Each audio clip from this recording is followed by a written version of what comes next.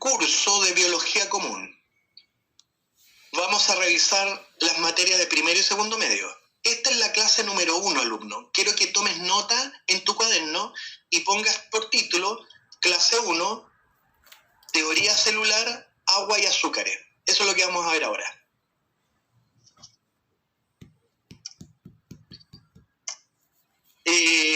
Un comentario. Para poder revisar los conceptos de esta clase, el profesor Asenjo te sugiere en Misonapreu, la plataforma Misonapreu,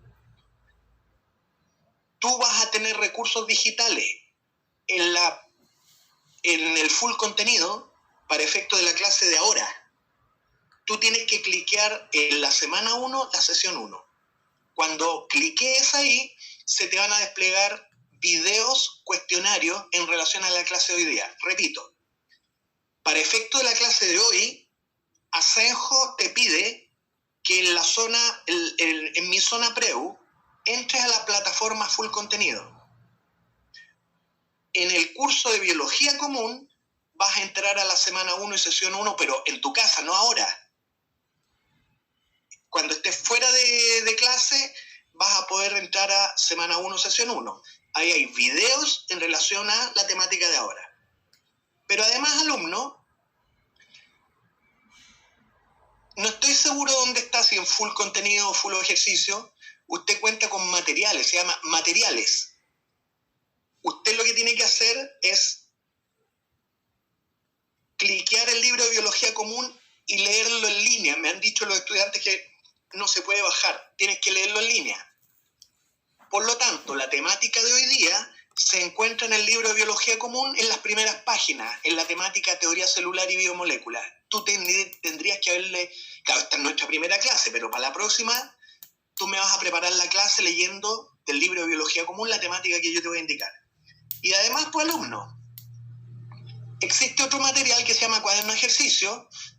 Para la clase de hoy, los ejercicios que tú vas a tener que ya tener hechos para el próximo sábado son del ejercicio 1 al 40. Repito, para la próxima clase usted me tiene que tener leído la temática de teoría celular y haber hecho el ejercicio del cuaderno de ejercicio del 1 al 40. Del ejercicio 1 al 40 del cuaderno de ejercicio es la temática de hoy. ¿Le parece? Continúo. Antes que me olvide, te presento la temática de la próxima clase para que me prepares la clase, para que la estudie. El próximo sábado vamos a revisar proteínas, lípidos y ácidos nucleicos. Toma nota. Escríbelo en tu cuaderno. Próxima clase, proteínas, lípidos y ácidos nucleicos. ¿Dónde lo vas a preparar? Anda full contenido y vas a revisar los videos que hay en la segunda semana, segunda sesión.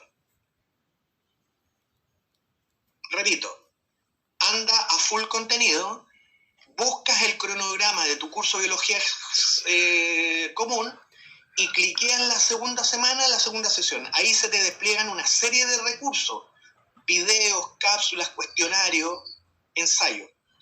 Y además, vas a leer la temática de proteínas, lípidos y nucleicos, haciendo resumen, que esto no es un curso de literatura, vas a hacer resumen de esas materias en el libro de clase, en la hoja correspondiente. Y del cuaderno de ejercicio, por favor, revisa el ejercicio 41 al 50.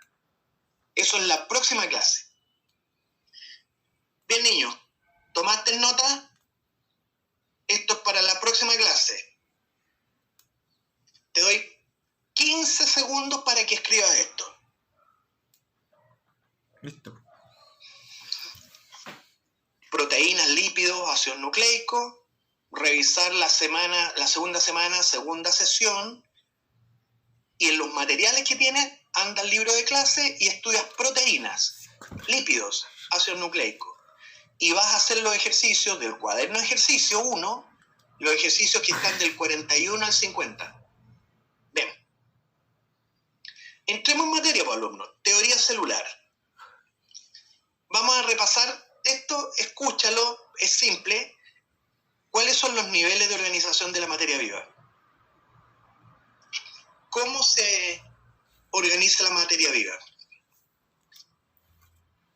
Cada clase va a tener conceptos claves. Yo te voy a pedir que esto lo escribas en tu cuaderno porque son conceptos que tienes que manejar, los conceptos claves. Comienzo. El concepto de teoría celular te estoy dictando. Es un concepto clave para la clase. Célula. Metabolismo. Célula procarionte. Arqueobacteria.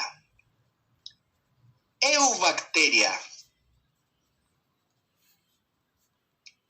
Célula eucarionte.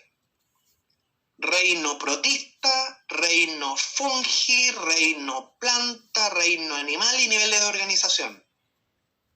Esos son conceptos clave que tienes que saber manejar.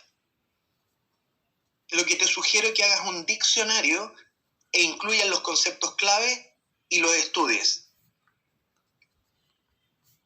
En la clase de ahora yo voy a revisar estos conceptos, pero tú por tu cuenta hazte un diccionario y los vas a manejar, porque son claves, pues, alumno. La prueba de transición lo exige. Teoría celular. A ver, voy a comenzar la clase de teoría celular hablándote de que la materia viva se organiza en niveles crecientes de complejidad. La materia viva tiene un nivel básico de organización que es el nivel atómico. Podrías tomar nota de que los elementos más abundantes en la materia viva obedecen a la regla Chomsky.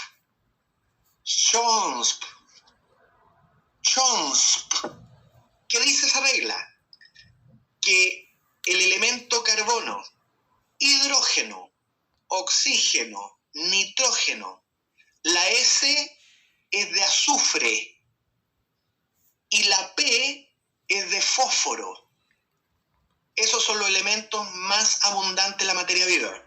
Repito, carbono, hidrógeno, oxígeno, nitrógeno, azufre y fósforo son los elementos más abundantes. Súmale sodio, potasio, cloruro. Súmale sodio Na, potasio K, cloruro Cl. Esos son los más abundantes. Sobre el nivel atómico aparece un nivel de organización en el que los átomos se unen entre sí por enlaces covalentes, enlaces ion, pasan a formar moléculas. Ejemplo de molécula es el agua. Ahí usted tiene la molécula de agua.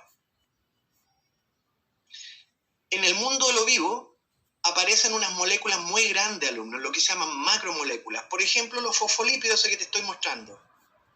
Esto es un fosfolípido, el esquema de un fosfolípido. Esa es la cabeza polar, que la vamos a ver en otra clase, y esos son las colas hidrofóbicas, las colas de los ácidos grasos.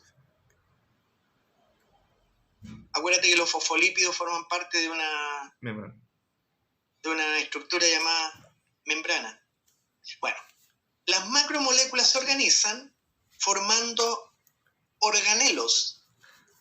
Entre los organelos que surge, te muestro una microfotografía electrónica de uno que tiene, mira, tiene una envoltura membranosa, pero aquí adentro se presentan unos plegamientos membranosos. Esto, alumno, ¿sabes qué? En la imagen al microscopio electrónico de una mitocondria. Estás viendo una mitocondria ahí. El conjunto de organelos constituye un nivel de organización básico en biología que se llama célula, organización celular. Mira, ahí estás viendo una microfotografía electrónica de bacterias flageladas, pues. Esas son células bacterianas, sí, pues. A ver, voy a ver el chat. ¿Qué me dice?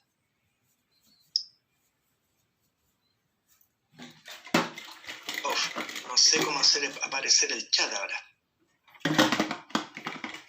aquí estamos. Acá me dicen, Jorge me dice, ¿pone ejemplos random o la mitocondria? No, el lenguaje juvenil. Lo que estoy haciendo en este minuto son ejemplos random, al azar. Estoy escogiendo de cada nivel uno que es pertinente, pero no es que sea más importante, joven. Escogí un ejemplo de mitocondria porque me llamó la atención, ¿sabes qué? El que el estudiante sea capaz de reconocer en una microfotografía electrónica un organelo, porque esa pregunta es oficial.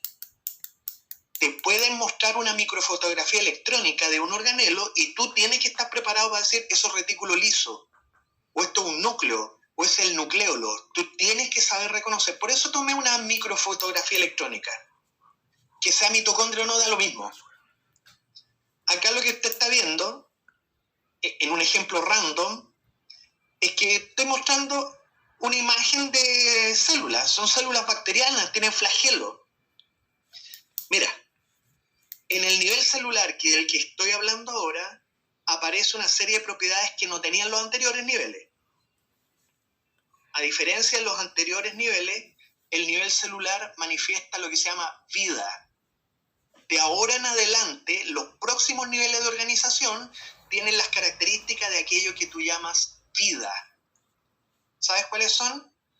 Que los seres vivos crecen, se desarrollan y se mueren. Y se reproducen. Y responden a los estímulos. Y tienen todas esas propiedades que usted reconoce como la de un ser vivo. Las bacterias crecen, las bacterias se multiplican, las bacterias responden a los estímulos ambientales porque las bacterias son células y desde el nivel celular se manifiesta lo que usted y yo vamos a reconocer como vida. Continúo. Un nivel de organización superior al de célula es el nivel de tejido. Un tejido, alumno, es un conjunto de células que no necesitan ser idénticas. No. Un tejido es un conjunto de células, pero que ejecutan funciones parecidas, similares. Aquí yo estoy mostrando un ejemplo de un corte histológico. Esto puede ser tejido endocrino. O sea, que estas células están preocupadas de la secreción de hormona a la sangre. Eso es un tejido. Hay distintos tipos de tejido. Tejido óseo, tejido nervioso, tejidos conjuntivos, etc. Distintos tipos de tejido, alumnos, pasan a constituir un nivel de organización llamado órgano. Acá aparece en la imagen un órgano que usted reconoce fácil, que es el cerebro. El cerebro está formado por muchos tipos de tejido. Tiene tejido nervioso, tiene tejido conjuntivo, tiene tejido adiposo, tiene tejido de este otro y tiene el de allá. El conjunto de órganos que están relacionados funcionalmente se llama sistema de órganos. En la imagen lo que te estoy mostrando es lo que se llama sistema nervioso, alumno. Son el conjunto de órganos en relación con la capacidad de comunicar nuestros órganos. Ahí aparece el cerebro, la médula espinal. Y parece que en la misma imagen también aparece el sistema óseo, que son el conjunto de huesos. Sistema de órganos es el conjunto de órganos, pero que están funcionalmente relacionados. Tienes el sistema nervioso por un lado, tienes el sistema óseo por el otro, sistema circulatorio por otro lado, sistema respiratorio, sistema digestivo. En la imagen, el sistema nervioso. El conjunto de los sistemas de órganos constituyen al individuo. Ahí está, pues. Así era usted hace algunos años. Lloraba por todo, no dejaba dormir a nadie. Ese es un organismo. Un organismo es un individuo que tiene vida autónoma, alumno. Es la resultante del conjunto de sistemas de órganos. La guagüita esa tiene todos los sistemas de órganos que necesita. Población. Es un conjunto de individuos que cumplen 3 requisitos. toma nota en tu cuaderno. Esto es importante, este concepto ecológico. Una población satisface 3 requisitos, a saber, individuos de una misma especie, individuos que viven en un mismo lugar, individuos que viven en un mismo tiempo. De nuevo, una población son los siguientes requisitos para una población. 3, individuos de una misma especie, que viven en un mismo lugar, que viven en un mismo tiempo. Observa la imagen, esas son mariposas monarcas. Están sobre un árbol, ¿sabes qué están haciendo? Se están reproduciendo. Están en la época de reproducción estas mariposas, entiendo que en México. Todas las mariposas han viajado hacia un lugar determinado en algún punto de México y cuando se encuentran comienzan a reproducirse, constituyendo una población de mariposas, porque pertenecen a la misma especie, están en el mismo lugar y en el mismo tiempo. Se llama comunidad o biocenosis. Quiero que tomen nota de la palabra biocenosis. Comunidad o biocenosis es lo mismo. Una comunidad de alumnos es el conjunto de poblaciones diferentes, pero como viven juntas, mantienen relaciones de alimentación. Repito, comunidad, conjunto de poblaciones diferentes, pero que viviendo juntas mantienen relaciones de alimentación. Ejemplo, mira esa gaviota, se está comiendo el alga, parece. Acá. Mira ese pez, abriendo la fauce, se va a comer ese cangrejo. Observa este otro cangrejito. Ese cangrejito come esos microorganismos. Y todos estos individuos constituyen poblaciones diferentes. Pero diferentes y todas están juntas las poblaciones, porque constituyen una comunidad marina. Se alimentan entre ellos. Si tú tomas la biocenosis junto con el biotopo, se constituye el nivel de ecosistema. Ahí hay una comunidad de seres vivos, alumnos, la tortuguita, el águila. Mira, el águila se va a comer a la tortuga. Y la tortuga malula se va a comer el caracolito.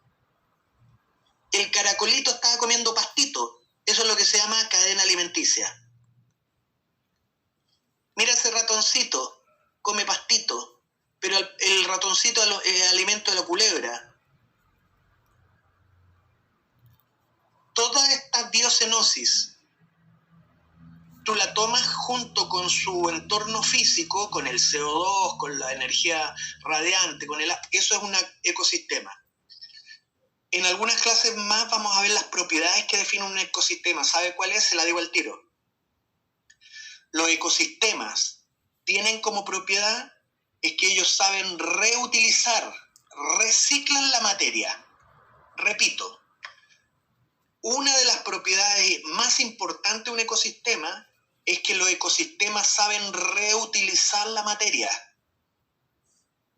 Generan lo que se llaman ciclos biogeoquímicos, ellos reutilizan la materia.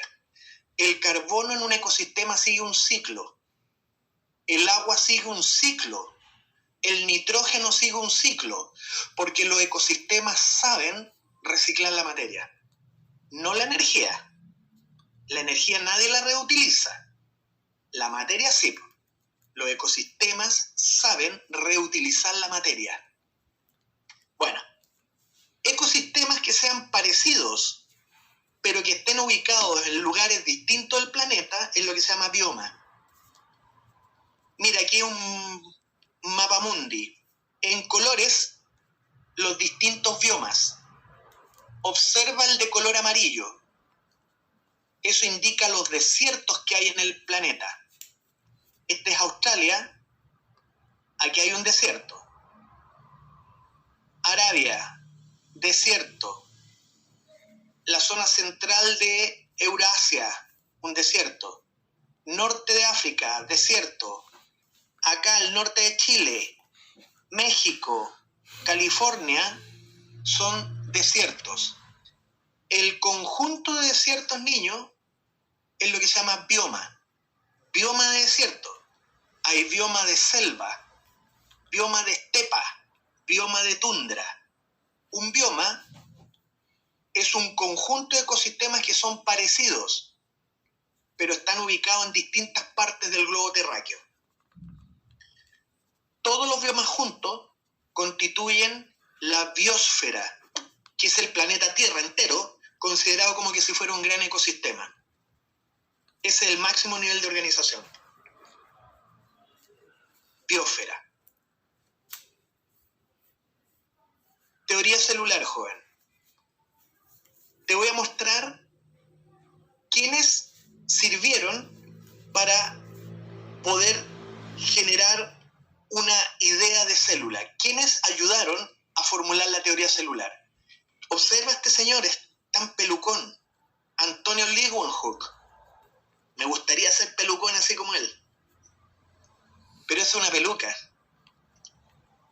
Antonio Leeuwenhoek se lo recuerda porque desarrolló microscopio. Observa ese microscopio, ahí tiene un lente. Ahí tiene el lente, ahí donde está el puntero. Es un lente. Y lo toma de acá. Y lo usa como una lupa.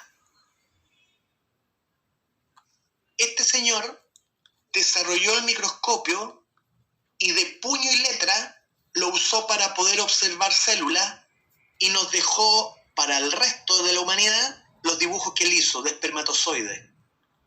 Fue de las primeras personas que usó el microscopio y se le dedicó a observar microorganismos. Observa a este caballero, tremenda peluca, qué envidia. Roberto Hooke se lo recuerda porque con el microscopio empezó a hacer observaciones. Y una de las tantas que hizo es la de observar corcho. Legó a la posteridad la palabra célula. Robert Hooke fue el que acuñó la palabra célula para referirse a las celdillas que habían en la lámina de corcho. Estos dos caballeros alemanes, oye, los señores Schleiden y Schwann, lo que hicieron estos investigadores por separado, se dieron cuenta que los seres vivos, todos estaban formados por unas unidades llamadas células, y propusieron su primera teoría celular en los 1800 y tanto. Ellos se dieron cuenta que, comillas, todos los seres vivos están formados por células. Eso es la primera teoría celular. Repito, ellos dos son los responsables de la primera teoría celular.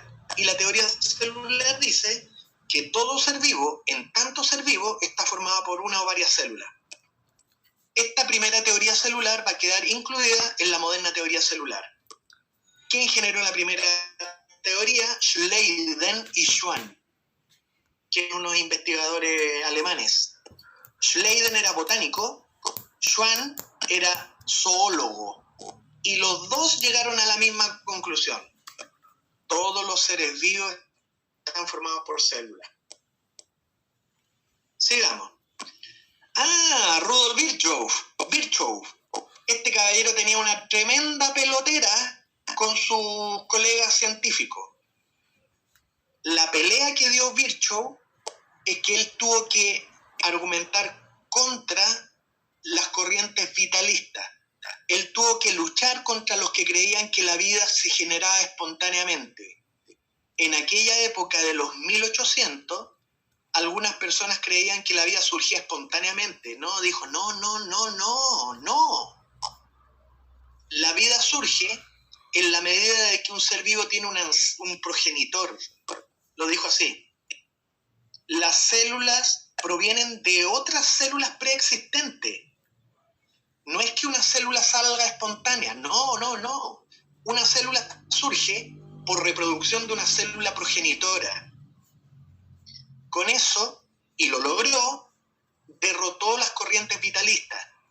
esas que creían que los seres vivos surgen espontáneamente. Nein, bitte. Rudolf Virchow señaló que una célula surge de otra preexistente. Sigamos con los aportes. A ver, voy a responder el chat, niños. Aquí se me...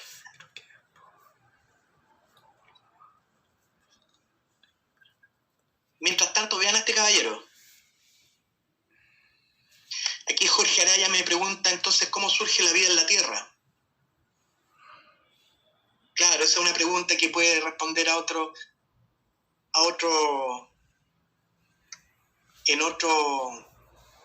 en otro momento, pero la voy a tratar de responder, Jorge. La vida surge sencillamente porque la materia inanimada se fue organizando hasta que por un azar, por una fortuna, la materia al organizarse se organizó y que dando origen a la primera célula. En el minuto que surgió la primera célula, inmediatamente esa célula tuvo la capacidad de dividirse, puede crecer. Ahí surge la vida, pero fue un azar, producto de la organización previa, un proceso evolutivo inorgánico, en que se ensambló de repente la primera célula. Cuando eso sucede, cuando aparece la primera célula como un proceso evolutivo de la materia inanimada, ahí recién surge la vida. Aunque hay otra teoría, Jorge, que sostiene que la vida llegó del espacio exterior. Hay unas teorías que sostienen que la vida llegó en forma de bacterias que viajaban en que llegaron por un bombardeo de meteoritos, viniendo de otras partes del universo, meteoritos que caen en el espacio terrestre, trajeron bacterias, y esas bacterias podrían haber iniciado la vida. Pero eso ya es motivo de una discusión de otro lugar. Ahí estás viendo a Augusto Weismann, joven investigador alemán. El aporte de Weismann es como sigue. Esto es tremendo, el aporte de Weismann. Él dice, ya al inicio del siglo XX, que todos los seres vivos actuales provienen de formas de vida mucho más simples y primitivas. Es tremendo lo que dice Weismann a principios del siglo XX, que todos los seres vivos, incluyendo el ser humano, proviene de un ser vivo mucho más simple y primitivo. Es lo que en la teoría celular se llama la unidad de origen. Todos los seres vivos, todos, derivamos de una misma célula original. Con esos antecedentes, niños, recién se pudo establecer, unificar todo un discurso, y ahí surge la teoría celular. Observa esto.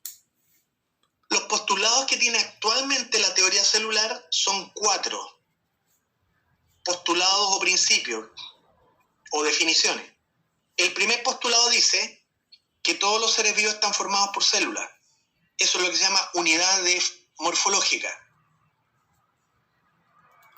Todos los seres vivos, sin importar cuál, está formado por una o varias células. Ese es el postulado de unidad de morfología. Vamos al segundo postulado. Todos los seres vivos se originan de células preexistentes. Esa es la unidad de origen, que lo propuso Virchow y también Weismann. Por ahí entran los dos. Unidad de origen.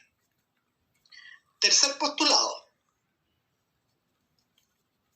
La célula es la unidad de funcionamiento de la vida. Bueno, estos ya son al aporte de otros científicos que no he mencionado. Esto es lo que se llama, este postulado es la unidad fisiológica de los seres vivos. La célula es la unidad fisiológica, en el sentido de que el funcionamiento de nuestra célula es lo que usted es. Tú eres ni más ni menos que el funcionamiento de cada una de tus células. El cuarto postulado, las células contienen material hereditario, es lo que se reconoce como la unidad de herencia. La célula es la unidad de herencia para los seres vivos. Cada célula tiene la información necesaria para hacerla heredable a la descendencia. Y esos 4 postulados son lo que se entiende hoy día como moderna teoría celular. ¿Qué organización, niño, tiene que tener una célula, sin importar cuál, para que tú digas que una célula lo es? ¿Qué es lo mínimo que tiene que tener una célula para ser célula? Ahí yo hago el dibujo de una célula cualquiera. Cualquier célula, la que sea, tiene que tener 3 cosas, alumno. Quiero que hagan este dibujo.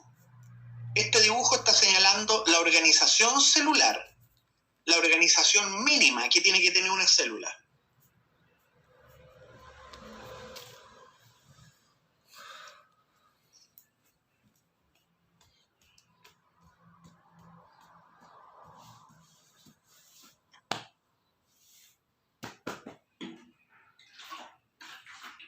Exactamente, Pía.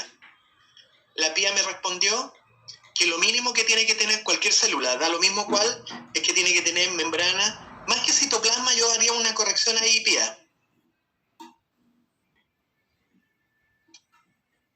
A, como dice la compañera, toda célula tiene que tener una membrana celular que regule el intercambio con el entorno. B, Pía, más que citoplasma, B se refiere a metabolismo. Una célula tiene que tener metabolismo propio, o sea, un conjunto de reacciones que le permita a la célula fabricar glucosa, sintetizar proteínas y degradar sustancias. Repito, A es membrana celular, B es metabolismo. La célula más que citoplasma tiene que tener metabolismo, que es un conjunto de reacciones que le permite fabricar y le permite degradar moléculas. Y C, como dice la compañera, tiene que tener material genético, tiene que tener un centro de control que regule la función del metabolismo. Toda célula, sin importar cuál, tiene que tener membrana celular, tiene que tener un metabolismo y tiene que tener un centro de control. Y aquí, Pía, me detengo en el centro de control. Si el centro de control del metabolismo es un organelo membranoso en cuyo interior esté el material genético, organelo llamado núcleo, tu célula con núcleo la vas a llamar eucarionte. Por el contrario, si el centro de control del metabolismo celular es una zona del citoplasma en la que dentro está el material genético, pero no rodeado de membrana, estructura llamada nucleoide, a la célula con nucleoide usted me la va a llamar procarionte. Repito, el centro de control puede ser 2 distintos. A veces es un núcleo, con lo que la célula me la vas a llamar eucarionte. A veces es un nucleoide, con lo que a la célula me la vas a llamar procarionte. El centro de control del metabolismo puede ser el núcleo o el nucleoide, con lo que las células son eucarionte o procarionte respectivamente. Ouch. Esto que viene ahora es un poco denso, escúchalo, pero es importante para tu curso. Las células, joven, sin importar cuál, el ser vivo, somos sistemas abiertos. Que al final vas a hacer el dibujo de esto, o le tomas una foto. Repito, la célula es un sistema abierto con su entorno. ¿Sabe lo que significa la palabra sistema abierto? El lenguaje termodinámico quiere decir que un sistema es abierto cuando comparte con el entorno. En particular, las células necesitan tomar energía de su entorno y necesitan carbono, átomos de carbono. Repito, lo que viene ahora es re importante. Voy a hablar del metabolismo que necesita una célula. Voy a clasificar el metabolismo celular. De nuevo, los seres vivos y las células somos sistemas abiertos. Necesitamos incorporar energía y necesitamos incorporar átomos de carbono. Con los átomos, con la energía vivimos, ¿no? y con los átomos de carbono vamos a ir fabricando compuesto orgánico. Tenemos que disponer de energía y de compuestos con carbono. Lo que viene ahora, niños, es esto. Dependiendo de la energía que estamos usando, dependiendo de la fuente de carbono, tú clasificas el metabolismo de la célula. Y a eso voy acá. La célula se clasifica su propio metabolismo en base a la fuente de energía que está usando la tipa, de dónde obtiene la energía, y el metabolismo se clasifica según la fuente de átomos de carbono, de dónde está tomando el átomo de carbono. Según la fuente de energía, escucha y luego le tomas una foto, luego lo copia. La fuente de energía disponible para los seres vivos es o la energía de la luz, alumno, o la otra posibilidad de obtener energía es que podemos hacer en nuestro citoplasma, las células pueden hacer reacciones químicas exergónicas. Esas son las únicas dos fuentes de energía disponibles posibles. O es la luz como fuente de energía, o la otra posibilidad es la generación de reacciones químicas exergónicas que liberen energía. Esas son las únicas dos fuentes de energía, luz o reacciones químicas exergónicas. Ahora paso a las fuentes de carbono. El carbono que usted tiene que tomar del entorno, acuérdate que todos somos sistemas abiertos, el carbono puede ser dispuesto por la incorporación de CO2, de ahí vas a tomar el carbono. Si tú tomas carbono en forma de CO2, eres autótrofo, como las plantas. Pero si tú tienes que tomar el carbono en forma de materia orgánica, tienes que comerte un sándwich, eres heterótrofo, como en verdad lo somos heterótrofos. Estas son las dos fuentes de carbono. Te repito, ¿te acuerdas que te dije que las células somos sistemas abiertos? Tenemos que tomar energía y tenemos que tomar del medio compuestos con carbono. Dependiendo de la energía, las fuentes de energía son la luz solar o reacciones químicas exergónicas. Y las fuentes de carbono son dos. O es carbono en forma de CO2, que hay organismos que lo incorporan, como las plantas, que te hace ser autótrofo. Y la otra posibilidad es que la fuente de carbono sea la incorporación de materia orgánica, comer materia orgánica, un sándwich. Lo que te haría ser heterótrofo, que es lo que en verdad somos heterótrofos. Y lo que viene ahora, querido alumno, es que voy a tener que mezclar una fuente de energía con su correspondiente fuente de carbono. Al hacer la mezcla de lo uno con lo otro, van a salir 4 metabolismos, que es lo que voy a repasar con ustedes. Comienzo. Hay organismos o células que usan como fuente de energía la luz, pero que la fuente de carbono es el CO2.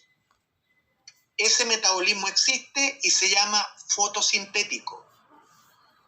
¿Qué significa ser fotosintético? Significa que tienen la capacidad de fabricar materia orgánica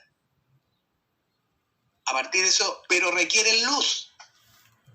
Si tú le cortas la luz, las plantas joden. ¿Quiénes son fotosintéticos? Bacterias fotosintéticas, las algas que están en el mar y las plantas que están en tu jardín. Repito, se es fotosintético para cuando ese organismo usa como fuente de energía la luz y usa como fuente de carbono el CO2. Eso te hace ser fotosintético. Las bacterias fotosintéticas, las algas y las plantas. Esto es re importante lo que te estoy diciendo, pero te voy a dejar al final que lo copie. Sigo con otro tipo de metabolismo. Hay organismos, niños, hay células cuya fuente de energía no es la luz, sino reacciones químicas que ellas hacen. A partir de reacciones químicas, ellas producen energía, pero usan como fuente de carbono el CO2. Ese metabolismo existe y se llama quimiosintético. Repito, los quimiosintéticos lo que hacen es que no usan la luz, usan reacciones químicas para producir energía. Y como fuente de carbono lo disponen del CO2. ¿Qué gracia tienen los quimiosintéticos? Que esto lo vas a notar luego. Los quimiosintéticos tienen la gracia que fabrican materia orgánica, pero donde no hay luz, donde hay oscuridad, ellos fabrican materia orgánica. ¿Quiénes hacen esto? Bacterias del suelo y del mar. ¿Entiendes que en el fondo del mar no hay luz? Pero hay productores de materia orgánica, porque son quimiosintéticos. Sin luz pueden fabricar materia orgánica. Son bacterias jóvenes. ¿Entiende el metabolismo quimiosintético? Sin usar luz, porque ellos usan reacciones químicas exergónicas, pero usando el carbono del CO2, ellos fabrican materia orgánica, pero en la oscuridad, en el fondo de una caverna, en el fondo del océano, en el fondo, en el subsuelo, ahí están produciendo materia orgánica. Esos son los organismos quimiosintéticos, son productores, al igual que las plantas, los quimiosintéticos son productores. Tercero, hay organismos que usan la luz como fuente de energía y como fuente de átomos de carbono usan materia orgánica. Ese metabolismo existe, se llama fotoheterótrofo. Para efecto del curso que usted sigue, no tiene mayor importancia, alumno. Nunca más lo voy a mencionar. Sin importancia para este curso. Y aquí viene el último, alumno. El último tipo de metabolismo celular. Se trata de seres vivos que la fuente de energía no es la luz, sino reacciones químicas que liberan la energía. ¿Sabe dónde? En la mitocondria. En la mitocondria se verifican reacciones químicas que liberan energía. Con esa energía liberada se vive. Esa es la fuente de energía, reacciones químicas. Y la fuente de carbono es que tenemos que comer materia orgánica. Ahí van a estar los átomos de carbono para poder fabricar nuestros compuestos. ¿Sabe cómo se llama eso? Quimioheterótrofo. ¿Qué es un quimioheterótrofo? Son organismos que necesitamos comer para poder oxidar la materia orgánica y liberar la energía. ¿Sabe quiénes son los quimioheterótrofos? Los hongos y nosotros mismos. Usted es quimioheterótrofo. Bien, niños, ahora le voy a presentar todo el menú. Quiero que copie esto rápido o le tome una foto. Te voy a dar 2 minutos para que copie esto. ¿Cómo les quedó el ojo hoy? Hoy día es sábado, ya son las 12:10. Nos queda media hora. Para mí lo que me importa es que tú manejes el metabolismo fotosintético, que es lo que es. El quimiosintético también me importa. Que sepas que hay productores de materia orgánica, pero en la oscuridad. Y además que sepas qué tipo de metabolismo tienes tú, pues. Eres quimioheterótrofo. En color amarillo señalo la fuente de carbono. En color verde, la fuente de energía. Cada metabolismo tiene una fuente de energía verde y una fuente de carbono amarillo. A ver el chat.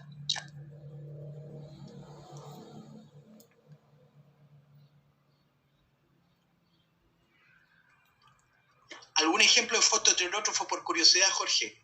Te doy una tarea, Jorge, búscalo tú en Google. Busca ejemplos de fotoheterótrofo. Entiendo, Jorge, que son bacterias. Bacterias que viven en unas condiciones muy extrañas, como en agua salada o agua muy ácida. Quiero que para la próxima clase tú levantes la mano en el chat y me digas, profesor, hice la tarea. Porque me vas a buscar tú, Jorge, ejemplos de fotoheterótrofo. Entiendo que son bacterias que viven en condiciones muy extrañas. Pero para efecto del curso tiene 0 importancia el metabolismo fotoheterotrófico. Bien, niños, ¿copiaron? Observa lo que es autótrofo. Se llama autótrofo aquellos organismos que usan el CO2 como fuente de carbono, aquellos que fijan carbono en forma de CO2, ese es un autótrofo. Observa lo que es heterótrofo. Son heterótrofos aquellos organismos que como fuente de carbono usan carbono orgánico, usan materia orgánica. Ya, chiquillos, enough. Hay que seguir con esto. Ouch. Clasificación de los seres vivos en dominio. Escucha esto, está en tu libro de clase. El profesor Asenjo va a hablar de dominios. Dominios. El que hay un dominio eucaria, hay un dominio arquea y hay un dominio eubacteria. Los seres vivos clasificamos en dominio actualmente. Eso que está en pantalla, niño, es la primera célula que apareció sobre la faz de la Tierra. A ella la voy a usar para explicarte el árbol filogenético. A ella la uso para estudiar el fenómeno evolutivo y ver cómo surgen los dominios. Esa es la misma célula chiquitita y hacia arriba, niño, hacia arriba voy a ir señalando el transcurso del tiempo en el proceso evolutivo de los seres vivos. ¿Entiendes? La evolución la voy a ir mirando hacia arriba, a partir de esa célula original, para mostrarte el árbol evolutivo. Comienzo. Ese organismo fue evolucionando, de repente se bifurcó y luego se ramificó de nuevo, originando actualmente un árbol con 3 ramas. Esas ramas se llaman dominios, y los seres vivos clasificamos actualmente en 3 dominios distintos. De los 3 dominios, 2 de ellos incluyen organismos procariontes. Esto podrías hacerlo en tu cuaderno rápido. Esto se llama árbol filogenético. Repito, esa célula, usted le pone por nombre, esta es la célula primitiva. Fue evolucionando. Se bifurcó en algún minuto para que una de las ramas vuelva a bifurcarse, de tal modo que en el día de hoy el árbol está constituido por 3 ramas, en que las pelotas verdes representan lo que se llama dominio, que es un nivel de clasificación, dominio. De los 3 dominios que te voy a mencionar, 2 de ellos son procariontes, o sea, organismos sin organelo. Y el tercer dominio incluye seres vivos cuyas células sí tienen organelo, es un dominio eucarionte. Vamos a los nombres de los dominios. Hasta el mono alumno. El primer dominio de la mañana se llama eubacteria. Es un dominio constituido por microorganismos procariontes. Segundo dominio se llama arquea. Está constituido por unos microorganismos también procariontes. El tercer dominio se llama eucaria y está constituido por organismos cuyas células sí tienen organelos, eucariontes. Te voy a dar ejemplos de los integrantes de cada dominio. El dominio eubacteria está constituido por las bacterias, alumnos. Todas las bacterias clasifican en el dominio eubacteria, son procariontes. Ahí hay una imagen de bacteria. Paso a mostrarte un ejemplo de individuo del dominio arquea. ¿Quiénes constituyen arquea? Las arqueobacterias. ¿Qué son las arqueobacterias? Son microorganismos que parecen bacterias, pero no son bacterias, porque si fueran bacterias estarían al lado. Las arqueobacterias son microorganismos que parecen bacterias, pero son distintas a las bacterias. Son unos microorganismos muy primitivos. Hay unas arqueobacterias que viven en los basurales. Hay arqueobacterias que viven en el intestino de las vacas, en el intestino humano. Viven en lugares muy extraños. Viven en los basurales, en aguas saladas, en aguas muy ácidas, en aguas muy calientes. Las arqueobacterias son microorganismos primitivos y clasifican en el dominio arquea.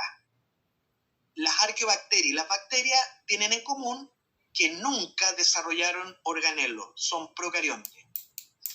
Pasemos al dominio eucaria para ver qué reinos lo constituyen. El dominio eucaria está constituido por 4 reinos. El reino fungi, que incluye a los hongos, el reino planta, que incluye a todas las plantas. El dominio Eukarya está constituido por el reino animal y por el reino protista. El reino protista, alumno, lo constituyen algas y protozoos. Esos son los 4 reinos, repito. El dominio Eukarya lo constituye el reino hongo o fungi. Primer reino, fungi. Segundo reino, Eukarya, reino planta. Tercer reino, animal. Y el cuarto reino se llama reino protista. Protista. ¿Y quiénes son los protistas, profe? Son las algas que no son plantas.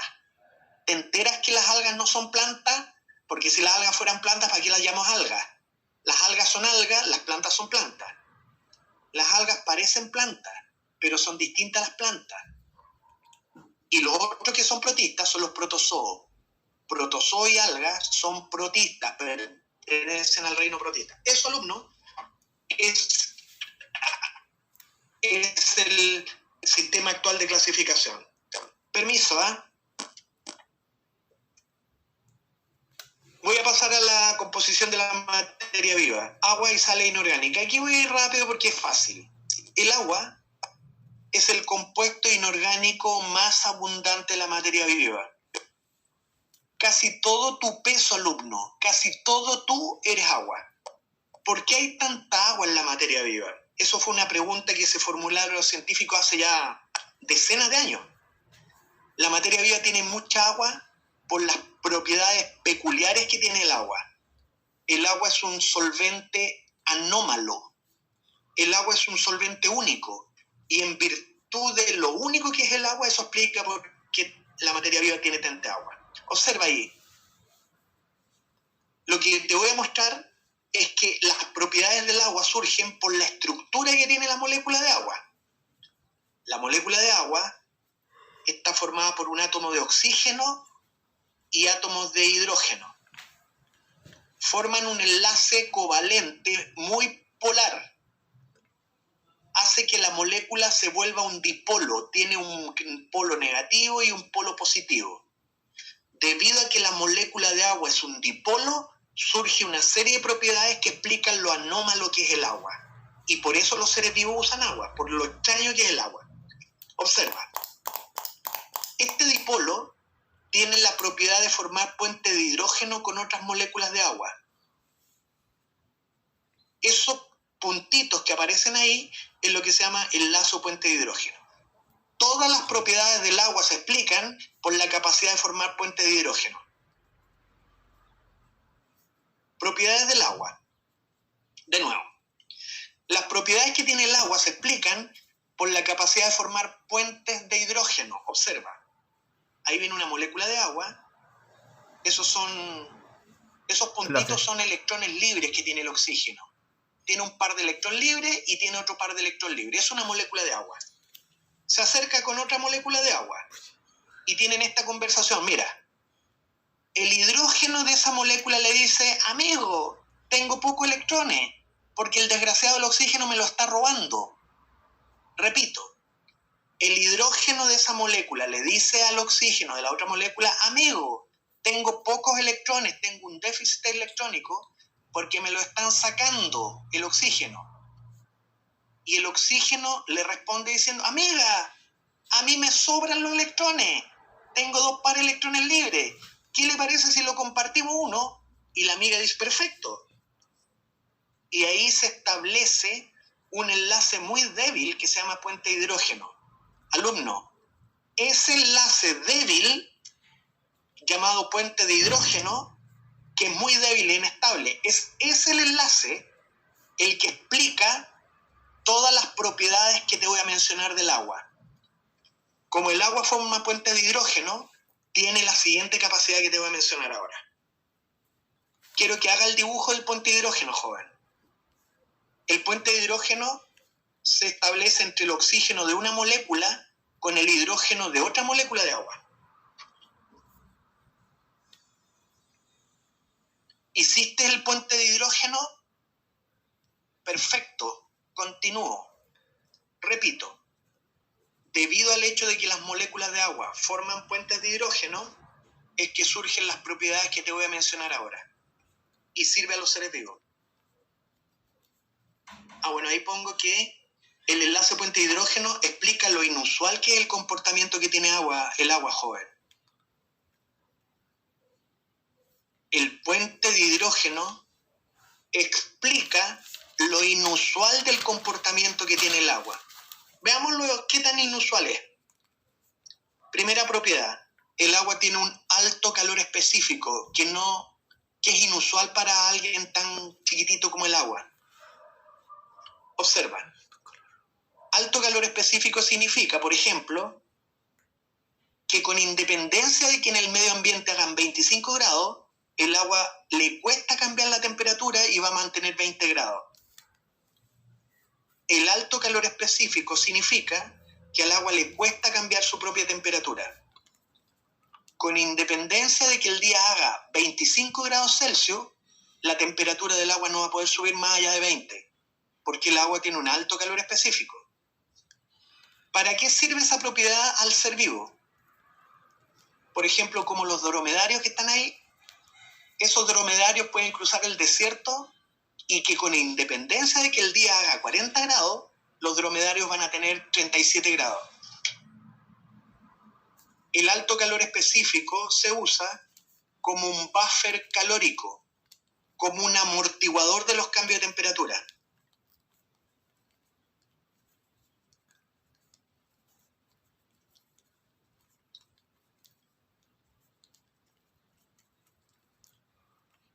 Alto calor de vaporización. Esto significa que al agua le cuesta entrar a la fase vapor. Le cuesta un mundo, pero lo hace. Pero le cuesta un mundo evaporarse. ¿Para qué sirve el que el agua tenga un tan alto calor de vaporización para los seres vivos? Para esto. Para cuando usted necesite eliminar de manera abrupta mucho calor, el mejor modo de hacerlo no es sudando, sino evaporando sudor. Porque como te acabo de explicar, para evaporar agua, tú necesitas consumir mucha energía. Y el mejor modo, por lo tanto, para alguien que está produciendo mucho calor, es evaporando el sudor, disipa muy rápidamente el calor. El alto calor de vaporización del agua permite eliminar el exceso de calor mediante la evaporación, no sudar. Evaporar el sudor. Eso te permite disipar masa de calor al medio, porque estás evaporando agua. Otra propiedad del agua que corrobora el hecho de que el agua es anómalo. Para los solventes, cuando se enfrían, sucede que la densidad tiene que ir aumentando. Cuando tú enfrías un solvente, lo propio de un solvente es que se compacta, pero al agua le pasa que cuando llegas a la temperatura de 4 grados Celsius, el agua se expande. Eso es lo que se llama anomalía del agua. Al expandirse, hace que el hielo tenga menos peso que el agua líquida, por lo tanto el hielo flota. Esa es la famosa anomalía. ¿Para qué sirve a los seres vivos el que la densidad del hielo sea menor? Tal como lo muestra el mono. Durante los inviernos, en las lagunas se forma una capa de hielo que funciona como un aislante térmico. De modo que en el día, en el exterior, puede hacer menos 10 grados, pero dentro de la laguna pueden hacer unos agradables 4 grados Celsius. De tal modo que el agua presta un servicio a los seres vivos, porque presenta lo que se llama anomalía. Alta cohesión. Las moléculas de agua están todas cohesionadas entre sí. ¿Para qué sirve? Sirve para que dentro de un tubito muy delgadito llamado capilar, espontáneamente el interior del capilar comienza a ser recorrido por moléculas de agua, porque como tienen alta cohesión, avanzan por el tubo capilar y generan una columna de agua que asciende. ¿Para qué sirve esta capacidad que tiene el agua de recorrer un tubo capilar delgadito que sube? Para las plantas, pues, alumno. Los árboles necesitan levantar columnas de líquido para poder llevar nutrientes a las hojas. Gracias a la alta cohesión de las moléculas de agua, tú puedes levantar una columna de agua enorme que le alcanza a una hoja que está a 100 metros de altura, porque las moléculas de agua tienen una alta cohesión. Tú tomas una molécula, la tiras para arriba y tomas toda la columna de agua, porque están todas las moléculas enlazadas por puente de hidrógeno. Si tú tiras de una molécula, tiras del todo para arriba y levantas una columna completa, que es lo que necesita un árbol para poder llevar agua. El agua es un buen solvente. Observa. Disuelve muchas cosas. Observa, esta es una molécula de agua, que es un dipolo. Un cloro. Para el caso que tenga que disolver un anión negativo como el cloruro, con carga negativo, lo que hace el agua, presenta los hidrógenos positivos y disuelve el anión cloruro con carga negativo. De tal modo que el agua puede disolver iones con carga negativa. Mira acá al lado.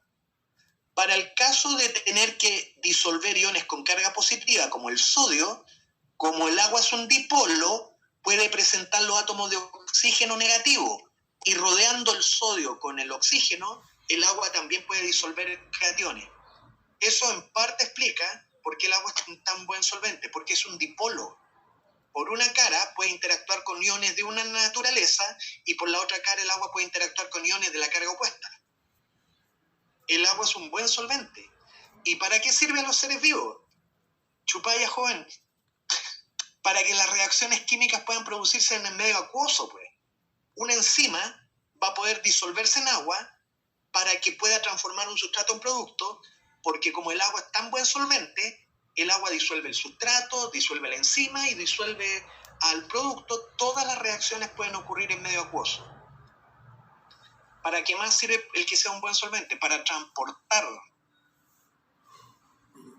El agua se usa para transportar sustancias como por la sangre. Usted puede transportar glucosa de un punto a otro a través de la sangre, que es agua.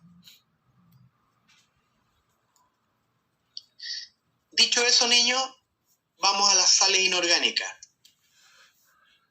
De las sales inorgánicas, las hay solubles, como el ion sodio. Se llaman sales solubles a los iones que están solubles en el agua. ¿Qué rol cumple el ion sodio? Mucho.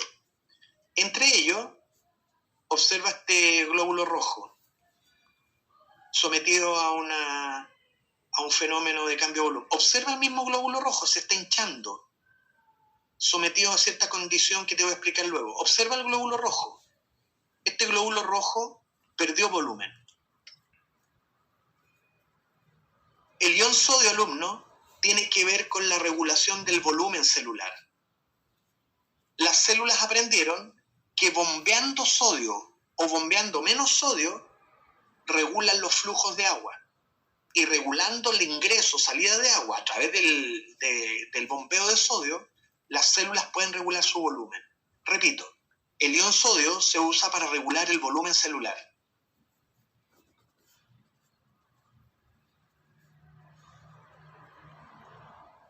Ion calcio es otro tipo de sal soluble. El calcio debe ser de los segundos mensajeros, señales intracelulares más importantes conocidos. El ion calcio más 2 es una señal química dentro de la célula. Desencadena muchos fenómenos, entre ellos la contracción del músculo.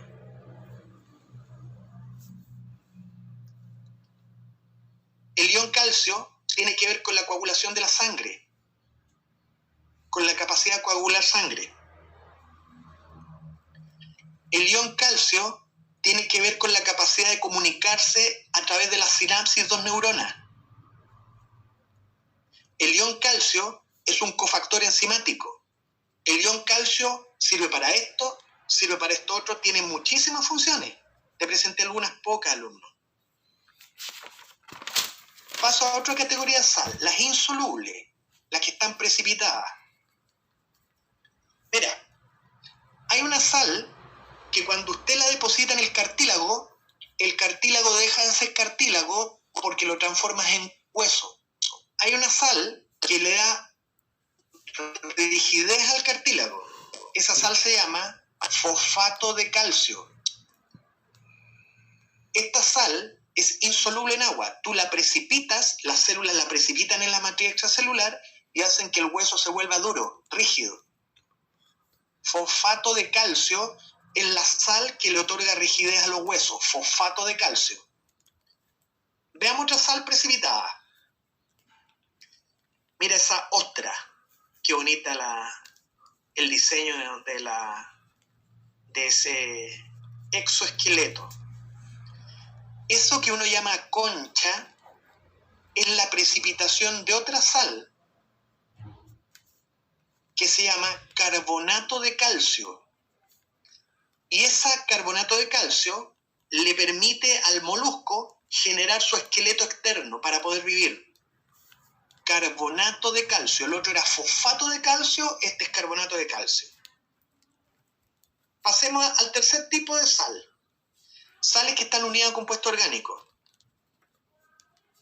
Mira este de acá.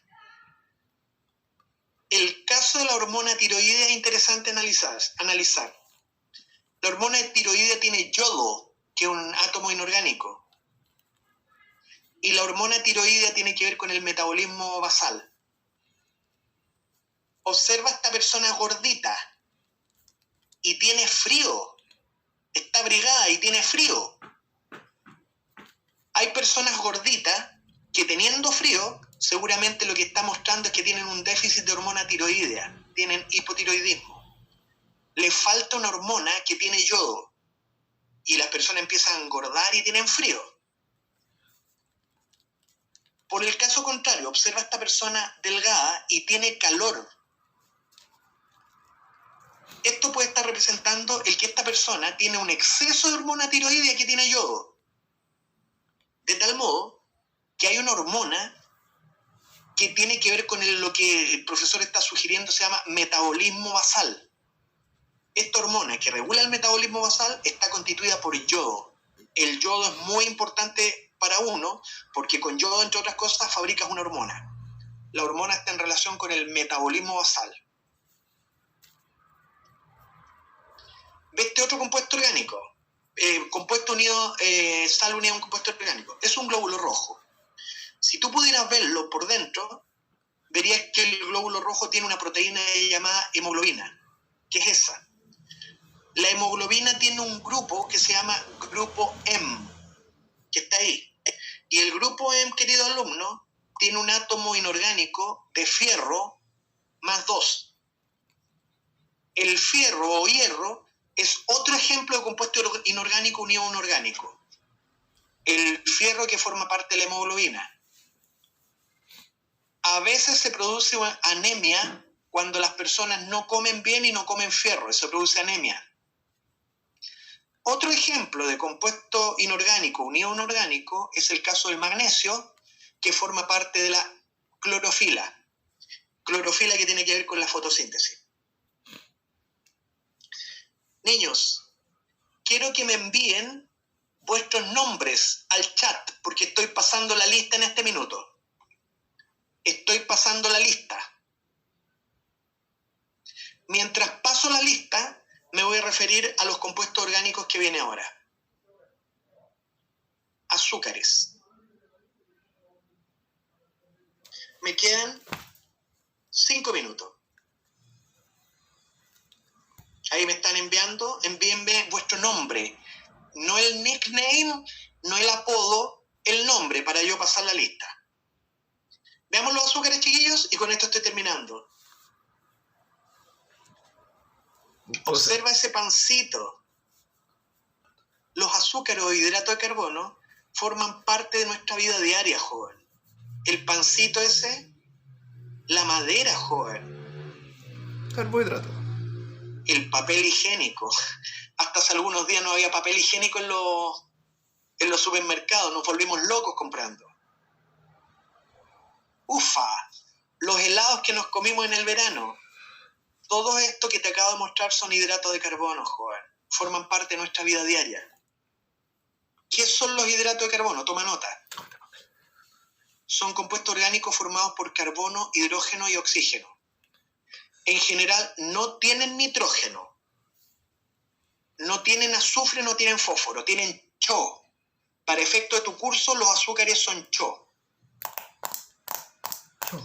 ¿Qué funciones cumplen los azúcares en el ser vivo? 3. Fuente de energía celular. Es una primera función. Segunda función. Son usados algunos como almacén de energía para el futuro. Y tercera función, sirven para formar estructuras. ¿Cómo clasifican? Como monosacárido, oligosacárido y polisacárido. Monosacárido, oligosacárido y polisacárido. Niños, veo que ya está terminando el lapso. Quedemos hasta aquí. Me enviaste tu duda por el chat. Yo voy a guardar el chat para saber qué dudas me pudiste haber manifestado. Te voy a responder por correo electrónico. ¿Pusiste tu nombre? Bien, alumno. Estamos llegando al final de la clase online por hoy día. Qué bueno que hayamos estado acá. Felicidades, alumnos. A estudiar, tiren para arriba. Me despido. Hasta el próximo sábado.